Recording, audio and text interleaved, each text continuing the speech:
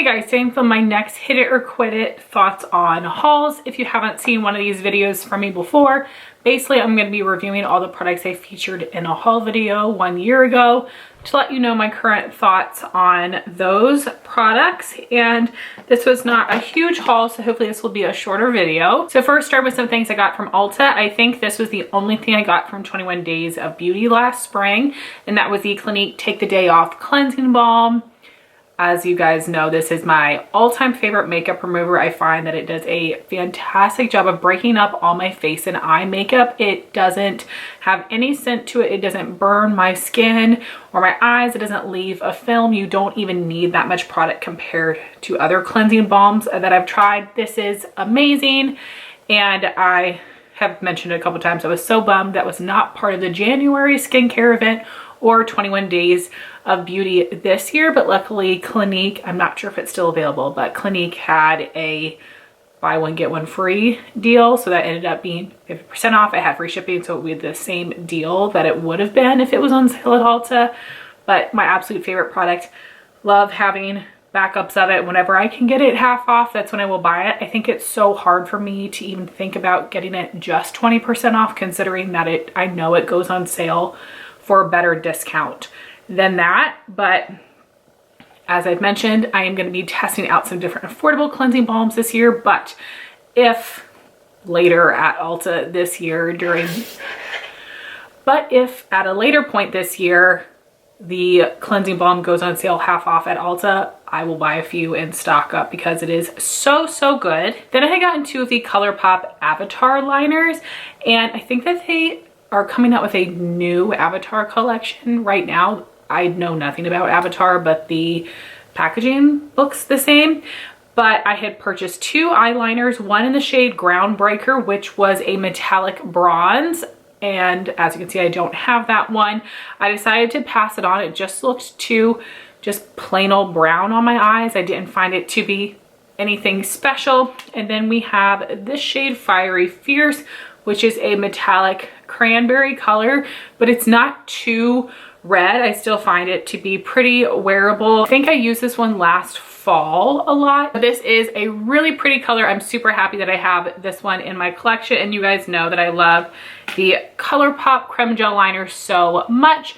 They are a little bit finicky, but because I know how to work with them, I have no issues. Basically only twist up a small amount. This is a drier formula, which means it stays in place very well. So this is good for the waterline or lower lash line. For the upper lash line, it's not as good because it's likely to tug on your lid and break. This also often detaches from the base, but like, to me, big deal. If it falls out, I put it back in. I don't feel like if it touches the ground for a second that it is like totally a goner because it is like a stiff liner formula. I don't know.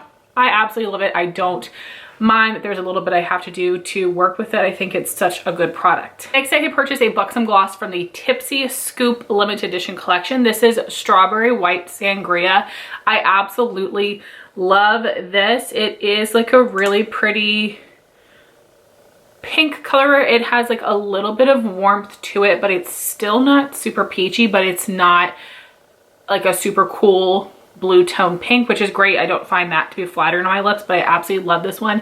It is also the lip cream formula, which I tend to like over the lip polishes a little bit. Basically the difference is that the lip creams don't have any shimmer in them.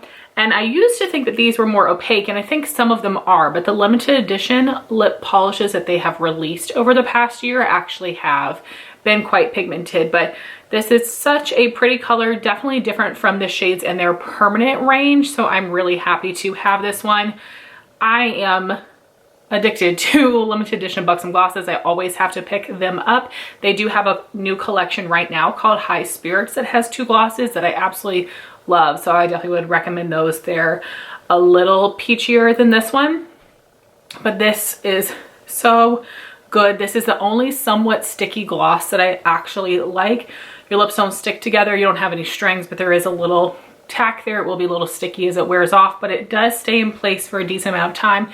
I love that it has that cooling minty sensation for the plumping effect. Makes your lips look fuller, gives some great glossy shine. So absolutely love this. So glad that I picked it up. Then I had purchased the Flower Beauty Spotlight Liquid Highlight in Opal. I have a mark on it because I am wanting to use it up this year. And the packaging of this is nice. This looks just like the Charlotte Tilbury product. It does have an on-off, which is nice. It helps it from getting as messy. This comes in 3 shades.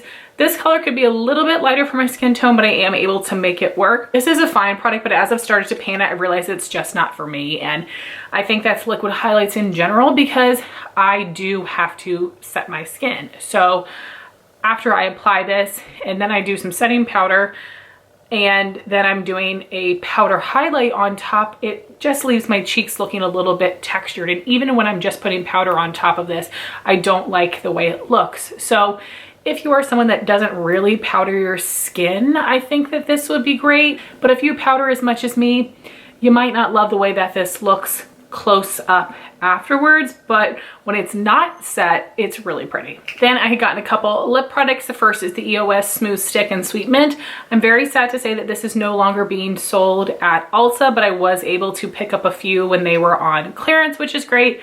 But I don't think that EOS is getting rid of this. I'm sure I can find it at Target and other places, but I have quite a big back stock of EOS lip balms right now. And you guys may know this year I am trying to pan some clear glosses as lip balms as well. So these will last me even longer, but I really love this because it's not too thin or too thick. I am someone that enjoys reapplying lip balm often. So if I'm using something like Burt's Bees, which is pretty thick, it just feels like it's getting thicker and thicker and thicker, but I'm still wanting to put more on. So I really like this. I enjoy the scent and it's a wonderful product. So I'm happy I have some backups. Then I had gotten some Milani lip products. This is one of their Color Fetish matte lipsticks. This is the color Secret, which is supposed to be a Pillow Talk dupe. This is a really pretty color. I definitely need to use it more. You guys know for me, I kind of have to pick a season that I think I would like the product in order to make myself reach for it. So I need to play with this more, but this is a fantastic formula. Definitely the best drugstore matte lipstick formula because it doesn't feel too thick and heavy on the lips like the Maybelline Color Sensational Comfort Matte lipsticks to me have felt. And it is very pigmented, smooth, not too drying. This is a really, really good formula. I would love for them to add more shades to it. And then I have the shade Soft Rose from the Keep It Full Nourishing Lip Plumper range. This is really pretty as well. This is a little light, so it is something where I have to kind of be careful with the makeup look, and you can see it almost has like a little gray tone to it. But I absolutely love this gloss formula. I have some of the creams and the shimmer finishes, and it's so nice. These creams do have a great medium opacity, which I love. I don't like a full coverage gloss, but medium is perfect. And it just feels very smooth on the lips. It is not sticky, but it's not like a super thin, oily formula. It's just really, really good. So I definitely would recommend these glosses. And then I had picked up 2 of the Tree Hut Shea Sugar Scrubs in Coconut Lime. I have not used these yet. I'm gonna make myself use them in the summer. I've done better since the beginning of this year using some of my body products, and I really want to keep it up. It just takes me a little bit to get through them, but I am close to finishing some things that I've been working on. But this is a really good product. I have tried minis before, and the formula of those Tree Hut scrubs are very nice and exfoliating without being too harsh, but they are exfoliating enough that it doesn't just feel like some sloshy slime you're putting on you. They are really nice, and they have so many scents and come out with lots of limited edition scents. So I do think that's a very good product if you're looking for a body scrub. Then from Sephora, I had picked up the Huda Beauty Mini Glow Obsessions Face Palette in light because it was half off on sale.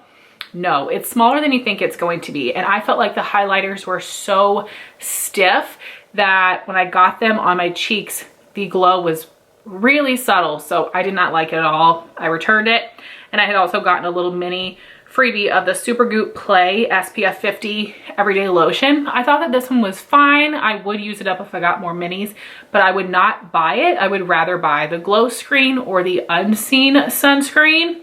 Then from Sigma, I had gotten the Cinderella Cheek Duo. I had been holding out for this to go on a really good sale, and it did.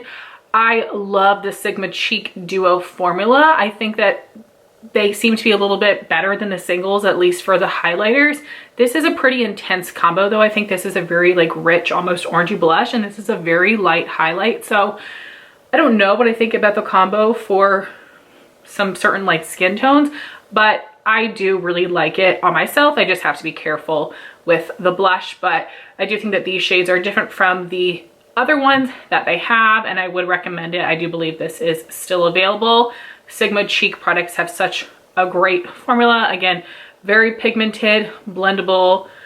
This emphasizes texture a little bit, but not too bad. So really, really happy with this, and I would recommend it. Lastly, we have some indie palettes. I had picked up all 3 of the ItsBel Cosmetics palettes. They have since come out with Cool Summer, which is a larger one, which I do have. And I can't remember if anything else. I know they did some like loose shadows maybe, but anyway, these are the 3 palettes they had. For the longest time, I got them all together, and I've only used one of the 3 so far, which I know is terrible. This one is called Break the Rules. I'll definitely use it this summer. Then we have the Flare Remixed. I think I'll use this one over this summer as well, but maybe I could use some of these for spring. And then the one I have used is Dawn of Fall. I of course used it last fall.